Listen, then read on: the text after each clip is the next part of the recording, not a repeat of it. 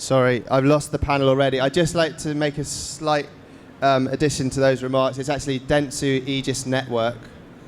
And I'm very, very happy to be here with these three great people who are from two of our sponsors here, Dentsu Aegis Network and, of course, JLL. And they've kind of taken over part of the expo with probably, I would say, the two best exhibits at Innovfest Unbound, which are just behind this curtain here. You should go later. Dentsu Aegis Network have a sushi bar and Zen garden, which is really cool. And JLL have a smart cities suite, which is a very nice place to go and relax and hear about the latest trends in prop tech. To the panel. So I'm very excited to be joined today by Mike Hemmingway, who is Regional Business Director at MKTG, part of Dentsu Aegis Network.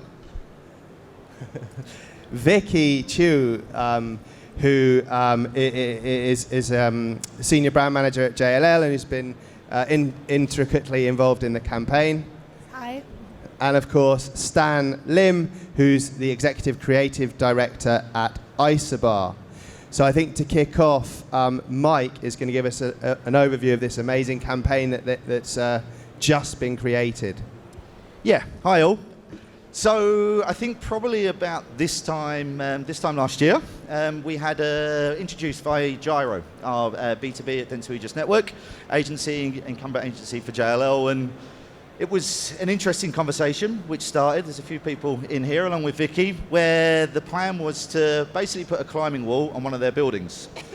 So after about a couple of weeks of searching and basically looking up, walking around Singapore, we thought to ourselves, this might be a better way of doing this. And as Mark says, 12 months later, essentially, we created Stories of Ambitions. So it's a 9-part documentary series following 6 athletes across 5 countries, along with a international Great Britain climbing coach, team manager, where we took them all to an intensive training camp. We partnered with National Geographic, as Mark says, and created about 150 assets, video assets, about 200 stills, and about 150 ad units, which is just rolled out regionally across APAC.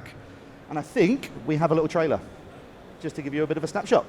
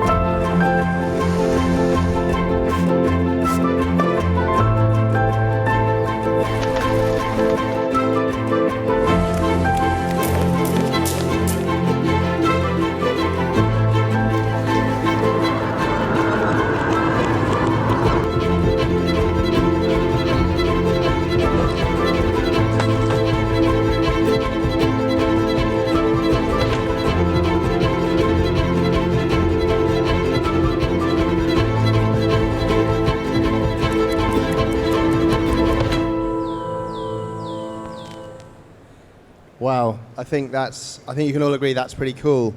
So Vickie, tell us about JLL, your ambitions as a brand, and why you decided to run this type of campaign. Yeah, absolutely. Well, JLL has been around for over 250 years, and we're a corporate real estate space, and we're already very well known within real estate and also in our knowledge in cities. And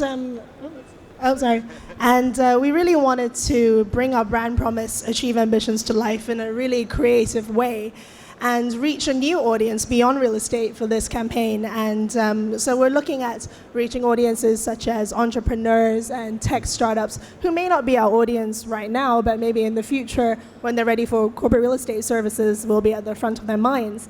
And another objective of ours here was to try and attract new talent, and a lot of people sometimes think of real estate and think of us as quite traditional and boring, and we really wanted to change that perspective because we're actually a very forward-thinking company and very tech-savvy, and we really wanted to show that we really care about ambitions. Excellent. And so why did you hone in on the sport of climbing?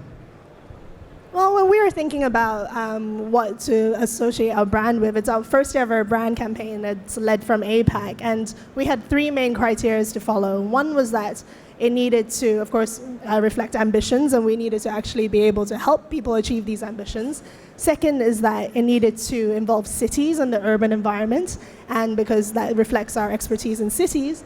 And the third is that it needed to be completely ownable to us and completely unique to JLL and our brand promise, because we don't want it to be just a logo in a sea of logos here, and we really want it to be something that is unique to us and our competitors can't just pick up and emulate. Excellent. And actually cool. Bringing in, and it's cool, and it's going to hit the Olympics in Tokyo, isn't it? Oh yeah, of course, yeah, and of course climbing is a massive urban sport right now. We know over 25 million people around the world participate regularly, and with it becoming an Olympic sport, it's just going to get even more popular. And it's the first time this year that they're combining lead, bouldering, and speed climbing into one discipline, and it's a complete game changer for the sport. And I've been told it's like asking Usain Bolt to race against Mo Farah, and it's just takes completely different techniques and physiques. And so it's only going to get more popular, and it's a really unique time for us to get involved. Very forward thinking. So let's bring in Stan. Stan, you're the creative director. What did you think when this brief fell on your desk and you had to do something around the sport of climbing?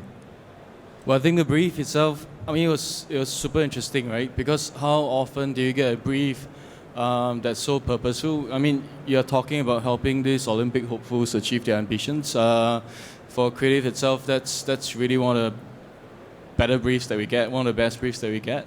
And I guess when we actually started on this project, it was really tempting to just pick up the latest and coolest technology and just do something for the athletes, right? But we started speaking with them, this couple of young hopefuls, and we realized that they all bring with them different experience levels, different strengths and weaknesses, and they really needed something that could actually help them improve specifically on what they needed. And that was basically what led us to create this piece of technology, really. I think, what was also interesting, as Stan mentioned, when we were talking to the climbers, technology is massive in sport these days, but climbing, we were quite alarmed that it was literally a stopwatch, and that 2D perspective from behind the climber, which is the only way that they're monitoring movements, that sort of stuff, and trying to improve on time. So again, I think what Stan's built here is an absolute game changer, and something that the feedback from both the coaches in Japan, Ian Dunn, who the Great Britain national team, and also the climbers themselves have just absolutely lapped it up, and it made a real difference. Brilliant. All right, going back to Vickie, can you tell us a bit more about the parallels between the sport and JLL's business?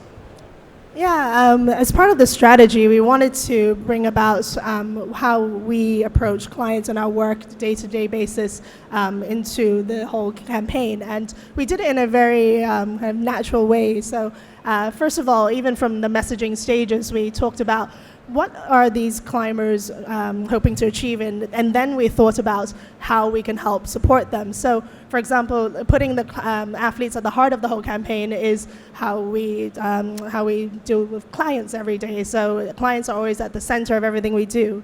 And so when we think about how we help these athletes, we thought about technology, because we're leaders in prop tech, and also we're also always using technology to help clients make marginal gains. So the climbing suit was a really good fit there. And thirdly, we also really see ourselves in Ian Dunn, the climbing coach, because he's very experienced, and he, using technology together, really helped our athletes achieve their ambitions. Awesome. Okay, I think we're going to see another trailer now, if we can tee that up. तो मुंबई में basically हमारे पास infrastructure नहीं है, climbing walls नहीं है standard, और speed valve हमारे पास एक भी नहीं है. हैव टू इम्प्रूव, और हमें ज़्यादा से ज़्यादा फोकस करना है, ज़्यादा से ज़्यादा मेहनत करके जो भी है हमारे पास उसमें से ज़्यादा आउटपुट अच्छा लाना है.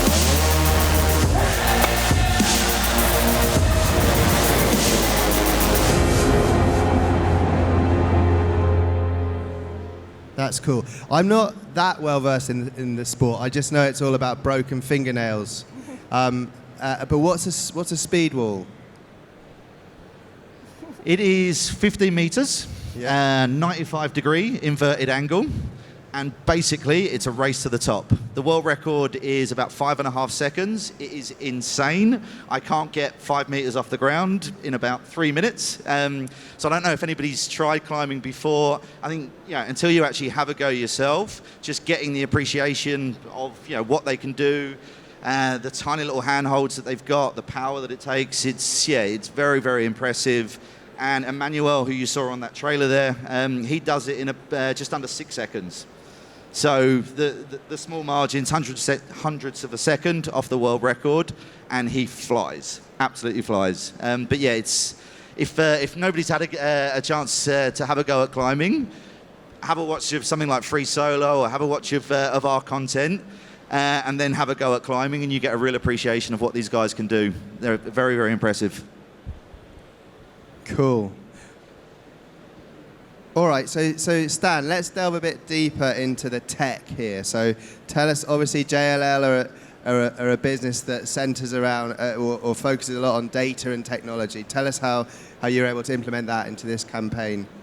Yeah, I think the most interesting thing was realizing that a lot of the current tools that they're using, like what Mike mentioned, current process of observing how a person climbs, there's really a lot of space for us to improve on it. So imagine some guys climbing up that wall under 6 seconds. There are a lot of moves that they're making.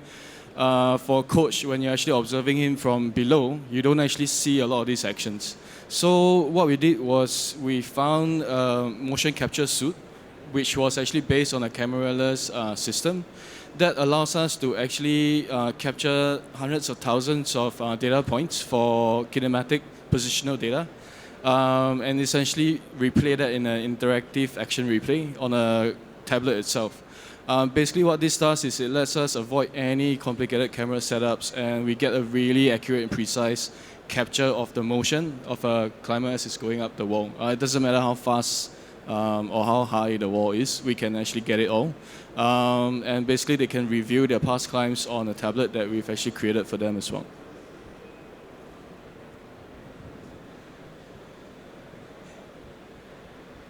Okay, so tell us a bit more about the actual, the tech. How soon before the climbers can actually take it away and use it? Right. It actually gets delivered in a kit. It's a pretty compact travel-size suitcase. Essentially in there you have all the sensors already available. There's about 16 of them that comes attached to the suit. So all they really have to do is pull the suit over their climbing gear, harness up, do like a minute of calibration, and off they go. So they can start climbing pretty quickly. And because it's so portable, it's really something that 6 athletes can actually access across the different parts of the world, and being able to actually see each other's climb data, compare how they're climbing against their peers, all through an online platform that's available. So this really lets us go beyond physical boundaries with this particular solution that we've created together with JLL. And I think what's really fantastic again is what JLL, in terms of the support that they're giving them. And yes, we took them to an intensive training camp over in Japan. They got huge value from that. But JLL are also continuing to support them, and that's been built into both Ian's contract and the climbers' contract. So the fact that these guys still have access to the suit, what Isobar did was build all of the athletes a profile. So again, they can log in, they can utilize the suits themselves. And again, the fact that it's a web application, everyone can share their data, amongst themselves. Ian can go in and put little annotations on each of the climbs. So again, it's this real, support network that we've given, or JLL have given to the climbers, and also inspiring the next generation. So potentially, this is something that could be made public. And again, using these data points that don't exist in climbing as it stands is something that is really, really exciting for us, how it can evolve. Cool. Okay, in a minute we're just going to have a little look at the technology on another video. Before that, just remember you can submit questions to the panel through this. Here you go. It's on the screen now. The Slido. You can go to sli.do and make sure you choose the Convergence stage to submit any questions, and we'll take those at the end. Can we play the next snippet, please?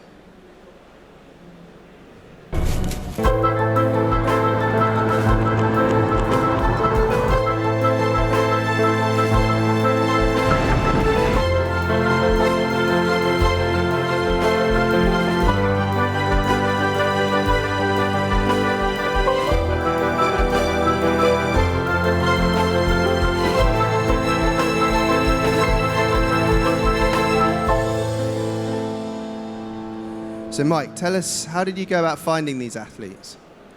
Not easy, I'll be honest. I think, climbing is getting very, very popular. But in terms of, the infrastructure around it, it is quite fragmented. It was a lot of research, basically, across each of the key markets for JLL, finding the right climbers. I think we wanted, to find climbers who are very, very ambitious in the nature of it, but people, kind of young rising stars in each of the markets, but at the same time, people that shared those same ambitions, people that buy into, and really value the support that JLL were giving them. So I think, to try and do something like this, with a Manchester United, for instance, or a Liverpool, and you get an hour of an appearance time, just wouldn't have been possible. These guys really genuinely kind of appreciated what JLL were giving them and bought into that. So it was a bit of searching, talking to quite a few people on the phone, over Skype and the like, and part of that was, as I say, not bypassing the federations, but trying to find these individual guys that matched all of everything that we wanted and that were going to buy into it. Was a difficult process, but a really rewarding one. Cool. Are any of them competing at the Olympics? So Asia is a very, very, very tough market. You've got, in terms of Olympic qualification, you've got 20 people who will qualify, 20 males and 20 females, all across the three disciplines. So every man, woman and his dog wants to have that first Olympic gold medal. So you've got some of the best climbers in the world, outdoor climbers, indoor climbers. So it will be very competitive for our Asian climbers. Angie, the Australian climber, she's 15, she'll be 16 next year. She stands a real chance because she's in the Oceania qualifying group. So she has a qualifier in, I think it's April 2020, where she will be 16 in that calendar year, which is the only reason why she can compete in senior competitions. So I think 2024, our Asian climbers will stand a real chance where they open the field a little bit wider. But we hope, and touch wood, to see Angie there representing Australia in the Olympics. Cool. Yeah, I mean, look, it was obviously fun making, doing the filming of this. Tell us what was difficult about it. Maybe both you and Vickie. Yeah, I think, probably Vickie and her patience, that as we tried to get these contracts signed with the athletes, and again, in not a very established sport, that took its time. But as soon as we did get those contracts in place, we had to move very, very quickly. And we spent about 30 days on the road. We did each country simultaneously. So it was literally a case of dropping into a market. We did a full day's recce and then 3 days filming per athlete. We had a pretty, we had storyboards. We had a pretty clear vision in terms of what we wanted, how many assets, what was going to be right for the markets, working across all the different languages. But yeah, there was a fair bit of trust placed in us by JLL, which was fantastic. Just let you fly around and film everything for us. Thank you very much. And again, I think having the athletes really buy into what we wanted to do, and they did some pretty punchy hours over those 3 days, and we had them running around in the rain and jumping off rocks here, there, and everywhere. But yeah, really rewarding. I think it's come out through the trailers and the long form, a great end result. Yeah, next time I see two air conditioning units, I'm going to do some chin-ups on them. Right. Tell us, Vickie, tell us about the partnership with National Geographic. Yeah, so we have a good partnership with National Geographic here because we chose them as a partner because there was great brand alignments. They're obviously very well known as storytellers, and their audience is adventurous and curiously minded, and that's exactly the audience that we're going for as well. And of course, when we were doing our research, we came across a little documentary of Free Solo, which became incredibly popular and an Oscar-winning documentary. And so there's a great alignment there. They wanted more climbing content, and we wanted a partner that could really tell us stories in a really authentic way. So it was a great fit.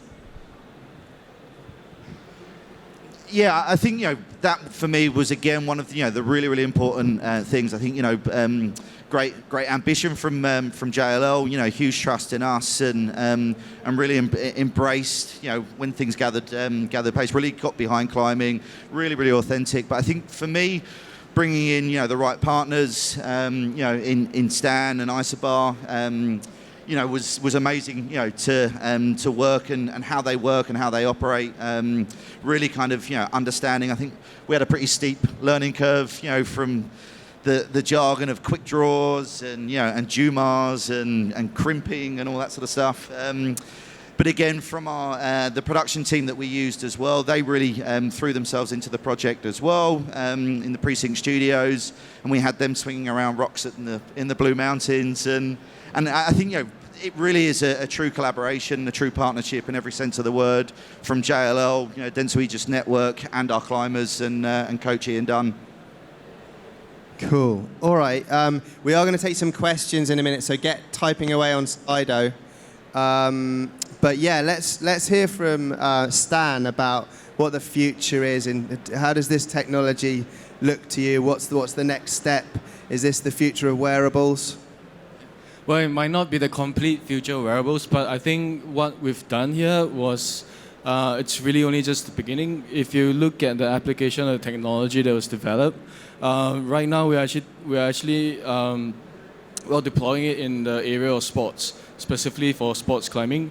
But what really this technology allows you to do is to understand the science behind motion, how people actually move in spaces, in cities. And I think the possibilities behind this technology is actually pretty endless. So that's getting me quite excited for it. So. Awesome. Right, we've got another couple of videos. Can we play the next video, please? 喺依家我嘅抱石排名係香港嘅第一名，但係喺香港咧要做一個全職運動員咧，其實係需要有一啲成績啦。當我哋參加大型嘅比賽啦，例如一啲全國錦標賽、亞洲錦標賽，因為嗰啲比賽比較緊要，同埋亦都會影響到之後一年會唔會繼續可以做全職運動員，呢點其實對我哋有少少壓力嘅。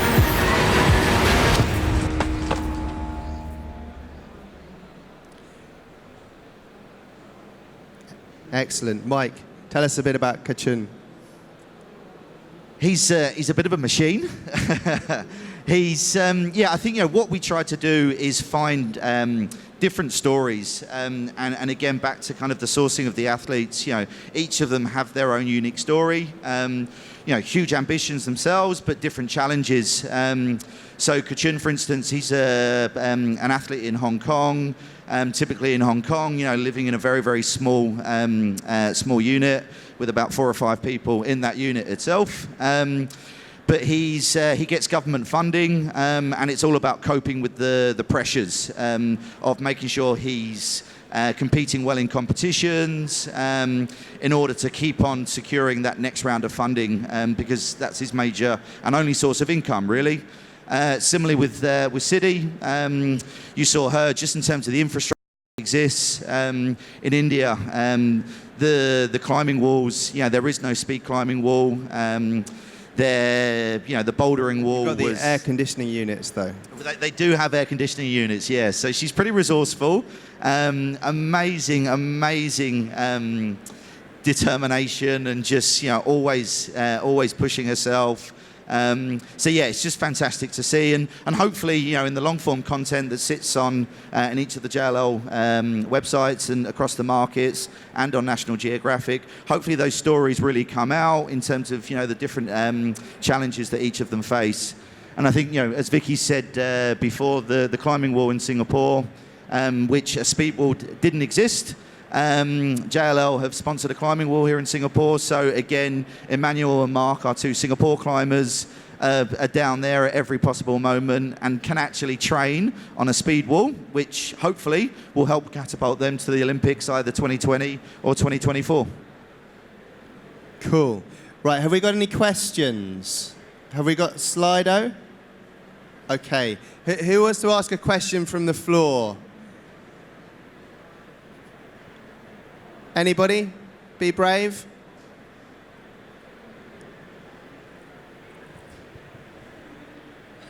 Okay, we'll do it the old-fashioned way. Come on up, Dave.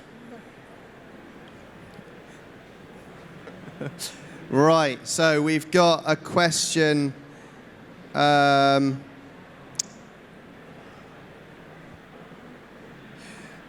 think this is quite a technical question. What are the measurements for this campaign? And what are the plans to further extend and sustain this idea? Okay, yeah, sure. Well, as I said, it's our first ever brand campaign, so we're looking at a few metrics such as brand survey to look at brand awareness, brand sentiment, and favorability of the ads that we're doing. And in addition to that, we've got, of course, our very sexy digital metrics, views, click-through rates, view-through rates, all of those things. But another metric we're looking at is actually how engaged our internal audience is. And, for us, we've got 80,000 employees around the world, and if we engage with them and they're our brand advocates, then it's really a great way to spread our brand promise. And the other day, one of our HR directors came to me and said, after seeing the brand campaign, I now have to take my son climbing every weekend. She's delighted to take him, but it's this kind of feedback that he's so inspired by it. And he met Emmanuel at the climbing gym, and now he's advocate of climbing and also our brand, so start them young. That's awesome, because that answered the next question, so we don't need to go to that. That was from for Vickie. There's a really good one from Richard. Richard, can you put your hand up, Richard? Brilliant, Richard. It's, hey JLL and Dan, Dentsu Aegis Network. Can we have a climbing wall at Innovfest Unbound next year? Oh, okay. Well, we'll have to talk about it in private, I think. We have lots of suppliers I now, think we should. so who can build them for sure. Okay, brilliant.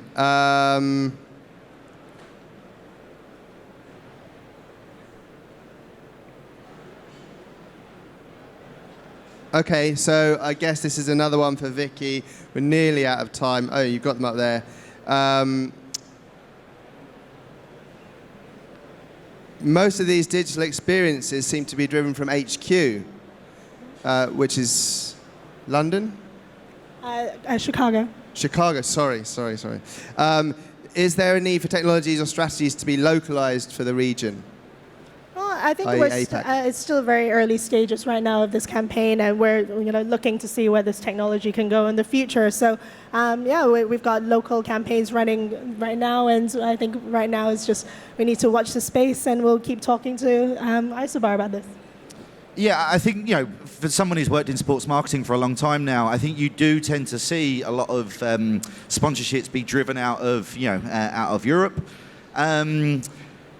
What for me has been amazing again, I think the ambition, how JLL here out of APAC have really driven something, and again on twofold. One, that's really exciting to see the local markets across our JLL's key markets, how they've picked up and got really excited by this campaign. And wanting to localize all the assets, and I think again there's potentially some conversations as well how APAC can potentially drive this type of campaign over to the US and Europe, he says, hopefully. Okay, cool. One last question for Vickie as we close. Have you got any advice for all these people in the room who might be looking to launch their first brand sponsorship campaign? Well, first of all, see if your partner's on board again. I think we gave Mike a few gray hairs over this. But I guess we have to think about, first of all, authenticity, really remember why you're doing it in the first place. And second of all, make sure it's completely unique to your brand, that it can't be copied by anyone else. And thirdly, really be ready to walk the talk. As Mike says, we installed the first speed climbing wall that's Olympic grade in Singapore, and all of our executives have gone on the wall and actually tried and experienced it. So it's really about following through with our brand promise and bring it to life. Brilliant. And can we play the last video, please?